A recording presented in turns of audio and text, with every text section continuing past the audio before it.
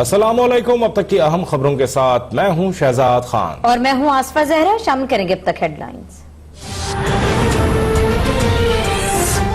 हुकूमत ने नवाज शरीफ को इलाज के लिए बैरून मुल्क जाने की इजाजत दे दी। नैब की वजारत दाखिला को ECL से नाम निकालने की दरख्वास्त। मेडिकल रिपोर्ट्स के मुताबिक नवाज शरीफ सख्त बीमार हैं। वो कितने अरसे के लिए बाहर जाएंगे, इसका फैसला अदालत करेगी। नई मुल्क का बयान। नवाज शरीफ की 2 दिन बाद लंदन मुंतकली का इम्कान। हार्ड स्ट्रीट क्लिनिक में इलाज की तैयारियों का भी आगाज। शरीफ फैमिली की न्यूयॉर्क में भी डॉक्टर से बातचीत जारी।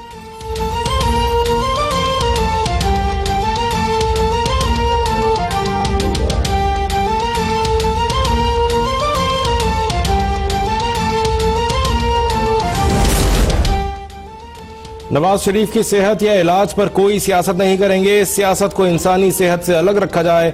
वजीर आज़म इमरान खान का हुकूमती तर्जुमानों के इजलास में खिताब। कहा, पाकिस्तान के इदारे आज़ाद हैं। नैब के कहने पर नवाज शरीफ का नाम ECL में डाला गया था। नैब की सिफारिश पर ही नवाज शरीफ का नाम ECL से निकाला जाएगा।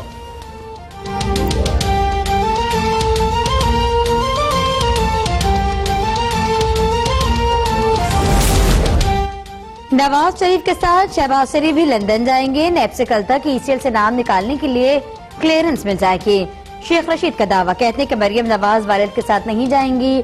फिरदौस आशिकावान ने कहा कि हमारी सियासी पंजा आजमाई सेहतमंद नवाज शरीफ से है। बीमारी पर सियासत हमारी रिवायत नहीं। वजीर आजम ने वाज़ेह किया कि सियासत अपनी जगह और इंसानियत अपनी जगह।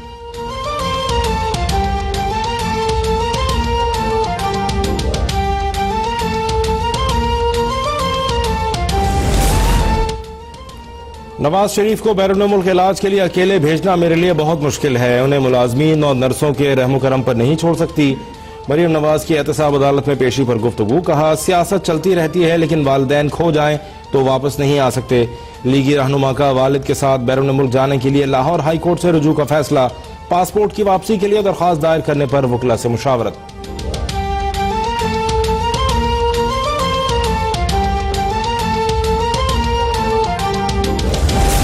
इस्तीफा किसी सूरत नहीं दूंगा। जुडिशल कमीशन में धांधली साबित हो जाए तो फिर खुद ही ओहदा छोड़ दूंगा।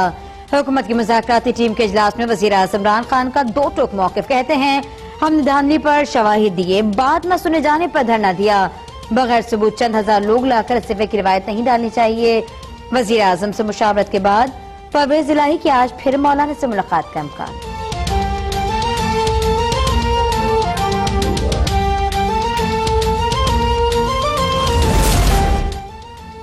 धरने पर बैठे हुए हो तो बैठे रहो लेकिन मुल्क का नुकसान मत करना। कौमी असम्बली में परवेज खटक की ललकार। मौलाना फजलुर रहमान के बेटे मौलाना असद ने अली अमीन गंडापुर का चैलेंज कबूल कर लिया। बोले, गंडापुर आज इस्तीफा दें, कल जहां से मर्जी इलेक्शन लड़ें। अली अमीन गंडापुर बोले, मौलाना मैदान में आए, हर जगह कैमरे भी लगा दें। कि मौलाना फजलुर रहमान, तुम धांधली की बात करते हो, आओ कैमरे लगा के दोबारा इलेक्शन लड़ लो, लेकिन भाग रहे हैं। आ जाओ, आप ऐलान करें इस्तीफा देने का, मैं इस फ्लोर ऑफ द हाउस से इस्तीफा दूंगा और आपके साथ इलेक्शन लड़ूंगा। आओ इलेक्शन लड़ते हैं। जनाब स्पीकर, ऐसे लोग जो हैं अपने लीडरों को गालियां पड़वाते हैं। ऐसे लोग अपने लीडरों को गालियां पड़वाते हैं।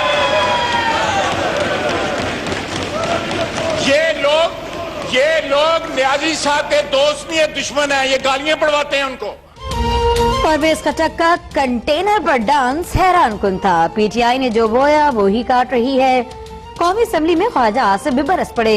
दावा किया कि इलेक्शन होंगे और बहुत जल्द होंगे। हम वो भी जानते हैं जो हुक्मरान नहीं जानते। मुराद सईद ने जवाब दिया कि गुज़िश्ता काबीना में सब अकामा पर बैरून मुल्क नौकर थे। कोई वेल्डर था, कोई धोबी था। ख्वाजा आसिफ बताएं, वजारत खारजा के साथ बैरून मुल्क को क्या नौकरी करते थे।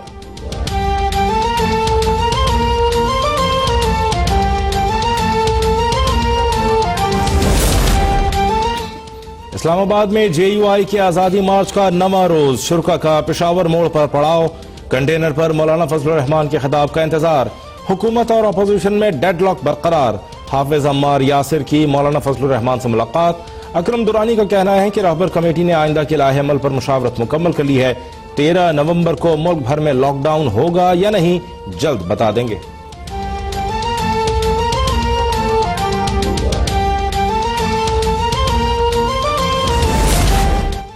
फजल रहमान जिद्दी बच्चे की तरह दोबारा इलेक्शन का मुतालबा कर रहे हैं। ओपोजिशन के लिबरल्स ने मौलाना फजल रहमान के हाथ पर बैत कर ली।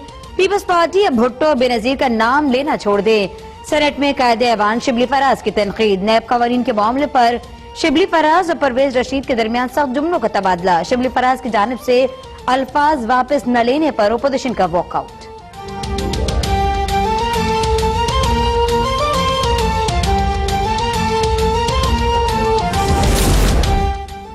मुल्क बचाने के लिए सेलेक्टेड से निजात जरूरी है। टैक्सों की भरमार ने आवाम की कमर तोड़ दी है। चेयरमैन पीपल्स पार्टी बिलावल भुट्टो का मुजफ्फरगढ़ में जलसे से खिताब। कहा, गुज़िश्ता इंतखाबात में बदतरीन धांधली के बावजूद पीपल्स पार्टी जमहूरियत के तसलसल के लिए पार्लियामेंट में गई। हुक्मरानों ने एहतसाब के नाम पर इंतकाम की इंतहा कर दी है। आसिफ जरदारी पर इल्जामात सिंध में लगे और मुकदमात रावलपिंडी में चलाए जा रहे हैं।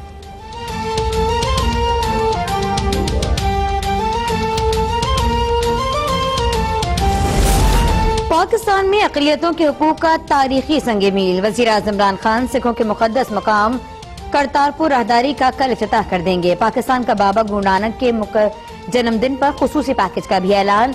9 से 12 नवंबर को यात्रियों के लिए वीजा और फीस की शर्त खत्म। नवजोत सिंह सिद्धू को करतारपुर दरबार साहब की इब्तिदाई तकरीब में शिरकत की इजाजत मिल गई। सिद्धू का वज़ीर आज़म इमरान खान से इज़हार तशक्कुर।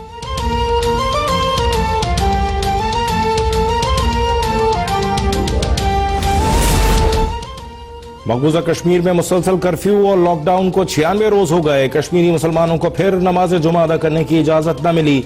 कश्मीर की सूरत हाल पर फिनलैंड के वजीर खारजा ने नई दिल्ली में ही बैठकर मोदी को आईना दिखा दिया। पीका हाउस्टो का वादी की सूरत हाल पर इजहार तशवीश। भारतीय हुकूमत से कर्फ्यू फौरी उठाने का मुतालबा।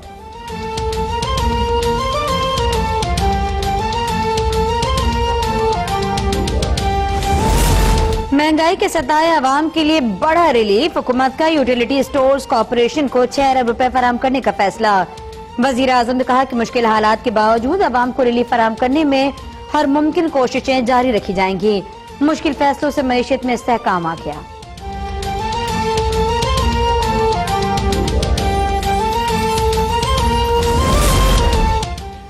बिजली सार्फिन के लिए बजट में 226 अरब रुपए की सब्सिडी दी है। विफाकी वजीर तवानाई उमर अयूब के प्रेस कॉन्फ्रेंस। बोले 300 यूनिट से कम वाले ज़रई सार्फिन को भी सब्सिडी दी गई। सनती और दीगर सार्फिन को सब्सिडी देने पर गौर कर रहे हैं। घरेलू और कमर्शियल सार्फिन के लिए रियायती नरखों का पैकेज ला रहे हैं।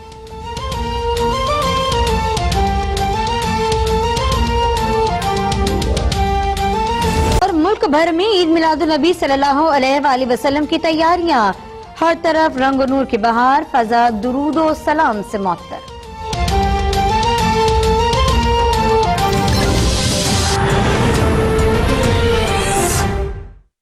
फिरदौस आशिकवान मीडिया से गुफ्तगू कर रही हैं कि जो शतारे देखे ये तहलीक इस बात की तरफ अक्कासी करती है कि पाकिस्तान के अंदर टैलेंट की कमी नहीं है।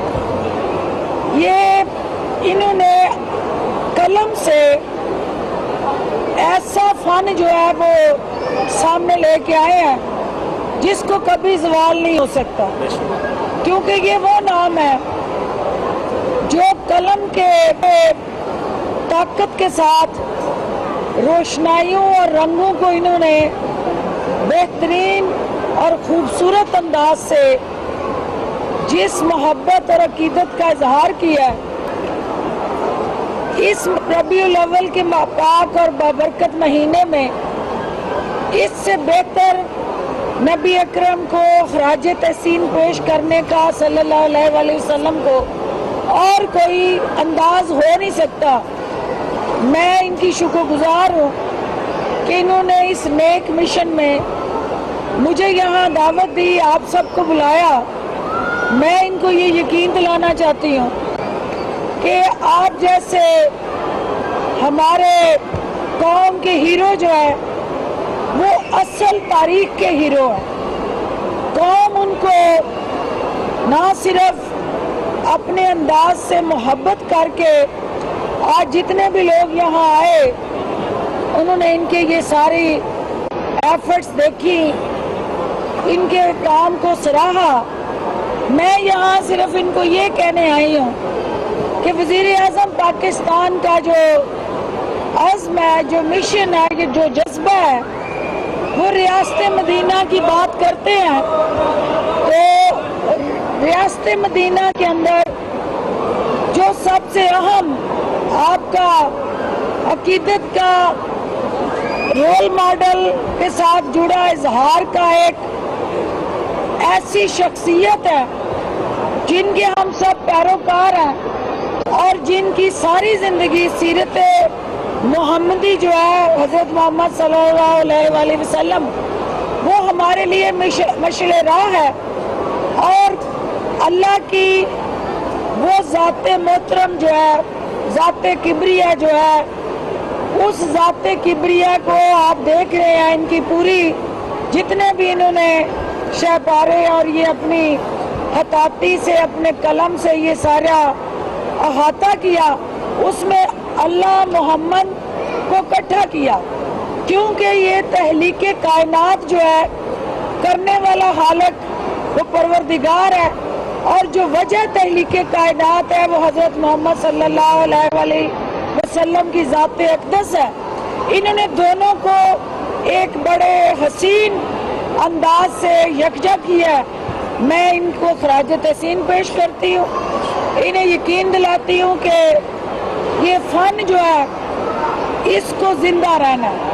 फनकार मर सकता है, क्योंकि हम ये समझते हैं कि वो परवरदिगार के फैसले जो है, हर चीज इस कायनात में उस मोमिन खुसूसी फिरदौस आशिक अवान की जानिब से मीडिया से गुफ्तगू की जाए। उन्होंने कहा कि पाकिस्तान को रियासत मदीना बनाना वजीर आजम का मिशन है।